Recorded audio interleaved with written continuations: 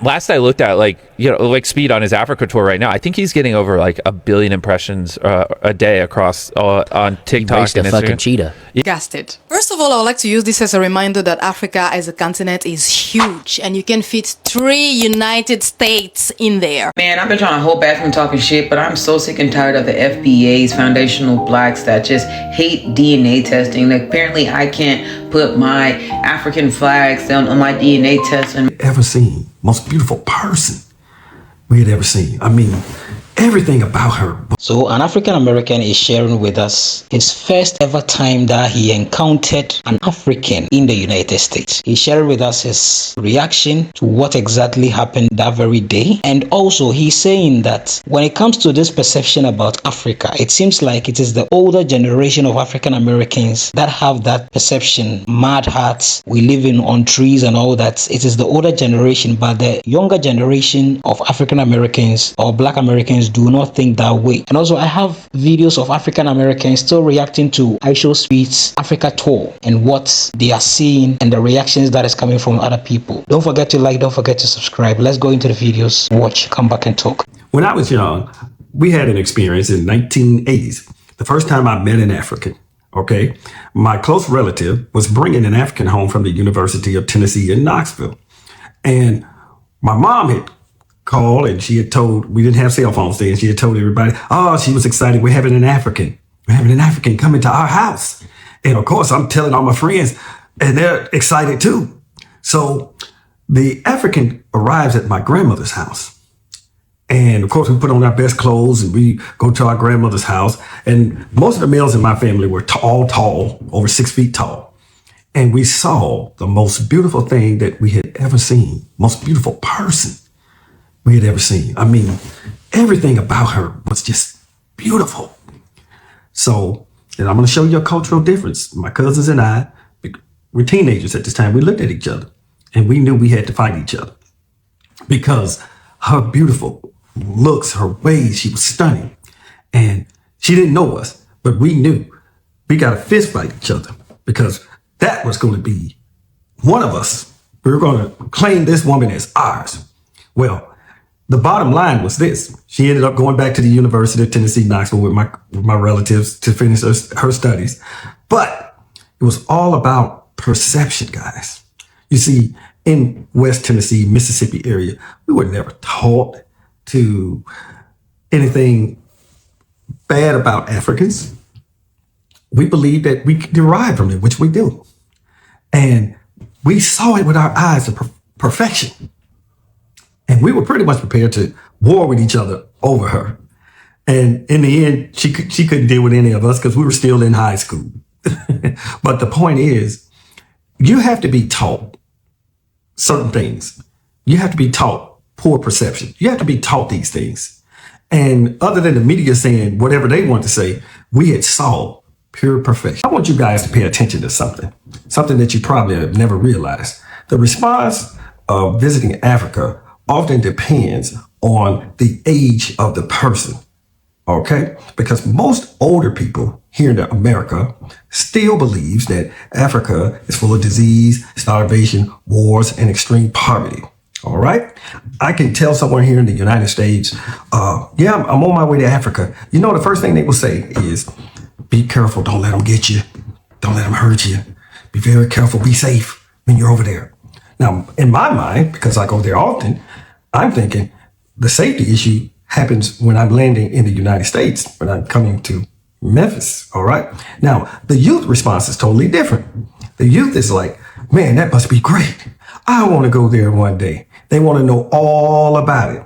Now, this is the key. An older mind often has limits that have been placed on it through propaganda, all right? The younger mind is more of a free thinking mind. It has not been infiltrated with propaganda. So their ability to understand and want to see things, and they don't necessarily trust the media and all the information that the media is giving because they can look at social media outlets. Now, just think about it. A free thinking mind thinks of the possibilities. The enslaved mind thinks of only the limits, all right? So that's the big difference, I think, in the response when it comes to Africa. But I'm thankful that I'm able to come to Africa as much as I want or need to come. But I believe that one day, traveling from the United States to Africa will be like traveling from one state in the United States to another.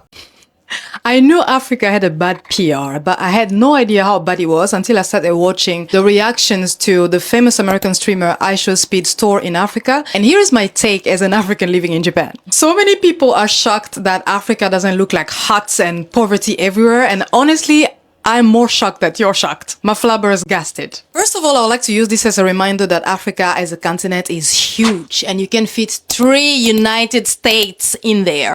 3 of them. The other fact is that Africa is one of the fastest urbanizing continents in the world, and nearly 45% of the population live in urban areas. That's almost half of the continent living in urban areas. And this is urbanization defined by the United Nations, the World Bank, and all of this. Urbanization means cities and towns, not huts. And most of the cities where the majority of the population live in are capitals. And these were the center of activities in the previous empires. And then they became the center of slave trade. And also further in the colonial era became the center where natural resources were exported from. So of course, roads and networks were built around there. And the current modernization actually continued from those points. From a development point of view, you can see how this created a disparity between people living in the rural area and urban area. That's a whole other discussion, but it doesn't mean that the remaining population live in huts.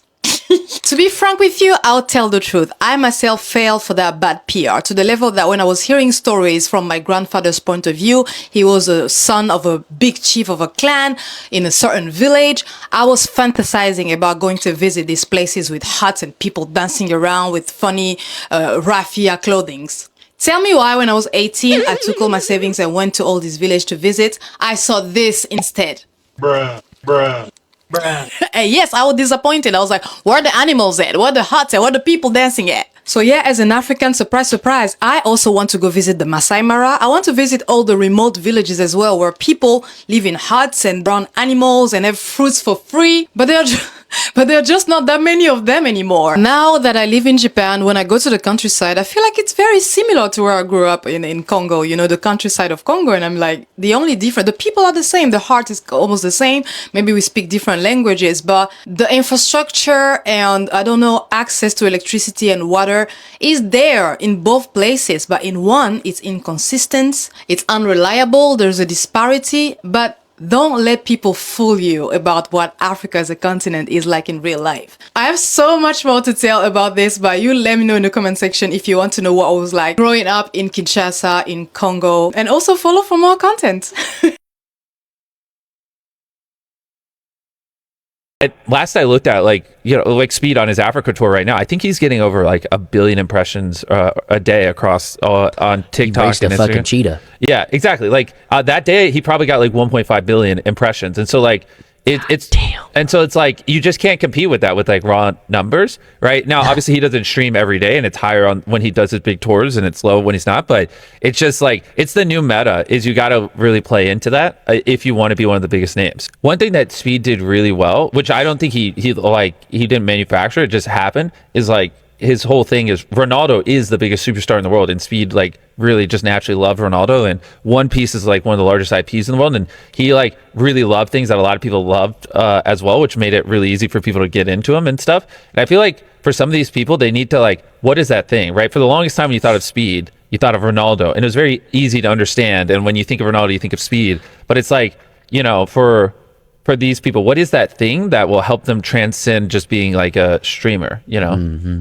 That's the hard part. Man, I've been trying to hold back from talking shit, but I'm so sick and tired of the FBA's foundational blacks that just hate DNA testing. Like, apparently I can't put my African flags down on my DNA test in my bio because I was 30% Nigerian and 30% Tanzania, and with multiple percentages from all across north, east, west, south, you name it. Like, my DNA was incredible, and I was so proud of my fucking DNA. And here comes the fucking FBA talking about, no, you know that DNA shit is some bullshit. You know, you need to just take the Nigerian flag. Like, I just can't stand y'all. Then y'all sit here and say that Brazilians and Cubans and Dominicans and Jamaicans, they're not a part of the FBA because they're not foundational blacks from the transatlantic slave trade. But that's the stupidest fucking shit I ever fucking heard, because the transatlantic slave trade is several boats that stole our cousins from the same tribe and took them to different fucking islands, took them to different fucking parts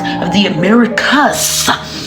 Cuss as in north, south, central, bitch. Like, these motherfuckers are literally foundational blacks because they were stolen. They're a part of the transatlantic slave trade. But no, like, it's just, you motherfuckers are frustrated. Why do you have a Nigerian flag? What, like, bitch, you mixed up just like I am, bitch.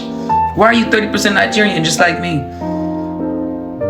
I put whatever chunk I had the majority of in Africa, because that shit was a little percentage of almost every goddamn thing in my bio. And so far on my mama's side, 30% of her DNA comes from Tanzania, and on my daddy's side, 30% of his ancestry comes from Nigeria. So, bitch, I'ma put the Nigerian flag and the Tanzanian flag up there, bitch. And we've been in America for the last 500 years, bitch. I'm a proud African American. Ain't my fault you think you a goddamn Native American, you motherfucking pretending Indian. I can't stand you niggas.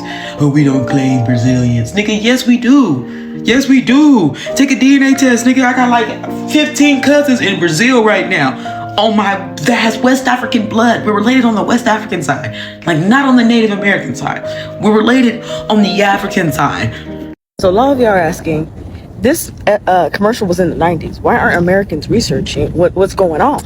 I think it has to do with the lack of access to economic resources, the attack on education, just loss of critical thinking skills. I don't want to be making excuses for people, but I truly believe all these three things combined cause you to be disillusioned by America in general.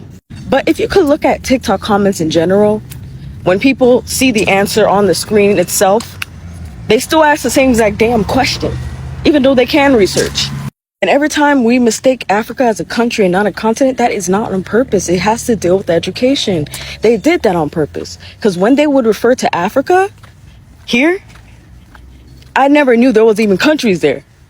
For a long time, actually. Up until I got to, I think like 10th grade is finally when we started kind of going over world history. Even then, they hid the truth from us. So a lot of it has to do with you taking it upon yourself to do that, to do the research. And most Americans are doing that because guess what? They are now bombarded with other problems. They ain't got no money. They don't got no food on the table. This is excuse people from critical thinking skills? No. But when you grew up with the lack of it and not taught to critical think, not taught to question, you end up here. America's a third world country with a Gucci belt. That's all it is. All right. Beats Africa tour is kind of scaring me right now because the amount of people admitting that they didn't realize that Africa wasn't just like sticks and mud. That, like, Africa actually has, modern technology and roads and running water and all that type of stuff. And then that Africa is a continent, not a country. I've seen clips of Speed's tour and I love it because every place he goes, he kind of rewrites the stereotype or the image that people have in their head, and he shows that, hey, this is a normal place. But especially with Africa, some of y'all I genuinely worry about, because even when people who are like, oh, but the American propaganda makes you think that Africa is just nothing and extremely all this, guys, can you do a little bit of research and maybe just a little bit of logical thinking? Do you really think an entire continent would just be sticks and mud and tribal people? If you just look up Africa City, you will see so many cities that look just like ours, with skyscrapers, big buildings, roads, infrastructure, all that type of stuff. If you're African American and you think Africans don't like us, or you think black folks shouldn't care nothing about Africa or anything like that, whatever the identity crisis sellouts are trying to condition you with these days, go watch the video on my page titled I Show Speed in Africa. Go see all them Africans in the comments asking African Americans directly, why do you think they hate you? Why you won't come home to Africa? Why you won't unify with them? See, the sellouts, the whitewashed motherfuckers, the European rejects pets, it could be the FBAs, anybody contributing to any level of anti-blackness. They sit up here and teach you how to hate yourself or certain portions of the community when there's no benefit to it. It is hustling backwards at its finest. It is self-hatred at its finest. It is anti-blackness at its finest, because you have a big, large puzzle in front of you. All of you have a big, large puzzle in front of you. And because you don't want to acknowledge the importance, the value, you don't want to even acknowledge the existence of certain pieces of that puzzle, you can't never complete the puzzle. The puzzle is unity. The puzzle is forward momentum. The puzzle is progression. The puzzle is evolution of this community. And you can't even attain it because you don't want to acknowledge the certain existence and value of certain puzzle pieces that need to go into the puzzle. How is it possible that a Black Christian, which should be the most forgiving and loving individual in the community, is the most judgmental? The first person to condemn you to hell is a Black Christian, claiming that they know God from a book that was written by a white man, claiming that you know Jesus from a book that was written by a white man, won't even acknowledge any truth in the fact that there was information removed and added in those books. The truth of the matter is, a lot of you African Americans, whether you Black Christian or Black Muslim or whatever other religion or whatever other group you put yourself in to isolate yourself from your larger community, a lot of you are compromised and have the same ideology as a damn Ku Klux Klan member. All your habits are the same in this community as a Ku Klux Klan member. You do all the same anti-Black shit. You do all of the separation tactics, all of the division tactics. You do nothing to put forth effort into unity, but you'll turn on a camera and say, come on, y'all, we need to do better. Why ain't you doing better? How about in 2026, we normalize not listening to motherfuckers that's anti-Black in any shape, form, or fashion? I don't care if it's your fucking grandma. I don't care if it's your mama. I don't care if it's your daddy. If it's your aggressive ass, intimidating ass cousin. I don't care who it is. Why don't we normalize standing up for this community and the right things that need to happen and stop taking orders from motherfuckers that identify more as Klan members than anything else? Right now, we ain't doing nothing but disappointing ancestors, turning over in their grave 3,000 times over all the work they done did to get us here. And we stood up here trying to divide ourselves from certain groups in the community just because we don't like them, just because some made up division. It's all made up. Africans ain't got no problem with you. They keep asking me all the goddamn time, why don't y'all come to Africa? Why won't y'all come home? Why y'all still live in America? Damn African Americans sitting up here talking about some damn, oh, well, you know, they don't like us. You think that European reject do? How dumb must you be to sit up here and stay in a country where you are 100% oppressed, 100% living under the thumb of a tyrant? You won't even go visit your homeland because you made up in your mind and you can't even trace where it come back from. You had one or two bad experience with an African and now the whole population don't like you. You have entire histories of a European reject torturing your grandmothers, your great-grandmothers, your great-great-great-grandmothers, castrating your brothers, uncles, and dads, molesting little children that look like you. But you ain't doing nothing to separate from that European reject, but got everything the bad to say about an African. I'm gonna start calling y'all out by name. All you pro-Black African Americans sitting up here talking down, I'm gonna start calling you out by name. I'm gonna start coming after you for real, because it doesn't make any sense. And y'all sit up here and just ingest the shit like it's just entertainment. If you not pro-Black, if you not with the unity, stop talking pro-Black. Shut the fuck up, because I'm gonna come on your shit and make you look stupid.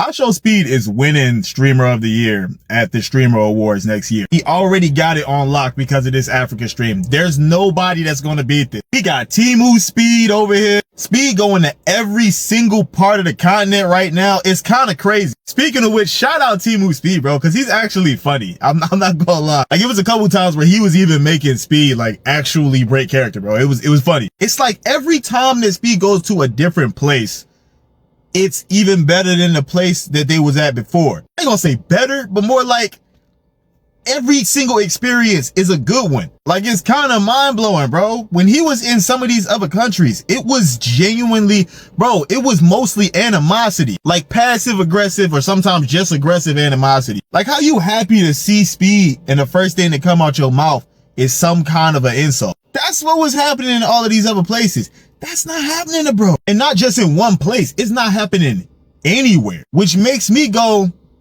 what's wrong with y'all everywhere else, bro? I told y'all, Bradley's really think that we all go through a phase where we just want to say slurs all the time. And I also told you, no, we don't. And so far with Speed's entire stream, I'm right. Grown man, by the way. Don't believe me? Watch this. Yes, I have reservations. I got this question on my live and I thought I'd talk about it as I ate my breakfast. And we could start it with just propaganda and political reasons why. There was this commercial.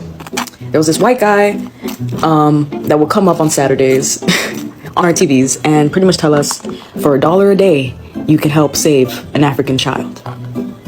So someone asked me, what do Americans think about Africa? And what caused them to think this way? And we could start it with just propaganda and political reasons why we were told that, Africa is a poor country, they barely have water, they live in probably huts. And this was for the whole of Africa. So we didn't even see Africa as separate countries. We saw. So when you listen to this African American man, he's saying that in the olden days, West Tennessee in Mississippi, they were not brainwashed to think that Africa is this, Africa is that. So when this lady was visiting their home, they were so excited to welcome her to their home. You see, America is big, I understand. So they have a lot of states, 50 states, you understand? So I'll not be so surprised some states not brainwashing their kids or not being brainwashed by even the media and all that. But we all know that majority of the people, especially the black folks, were brainwashed. And I'm happy he's saying that currently the younger ones, that's the Gen Zs, they don't really think about or they don't really follow some of these stuffs because for them, they are all the time on the internet and they know what's going on. So whenever people talk about Africa, they are excited to even do what? Get a chance to even visit Africa someday. So it's the older generations that are kind of brainwashed to think that Africa is this, Africa is that. And I really like that because if the younger generation also has the same perception, that would have been a very bad thing. But as we are seeing, iShowSpeed is changing the narrative. iShowSpeed is just turning things around to the extent that now many of these young African Americans are realizing that Africa is a very nice place. It's not like we don't live in the bush, we don't live on trees, we don't live in mud huts and all that. And I'm so happy seeing something like that. And as I always say, in few years time, I'm telling you, Africa is going to change totally for the better. Thank you so much for watching.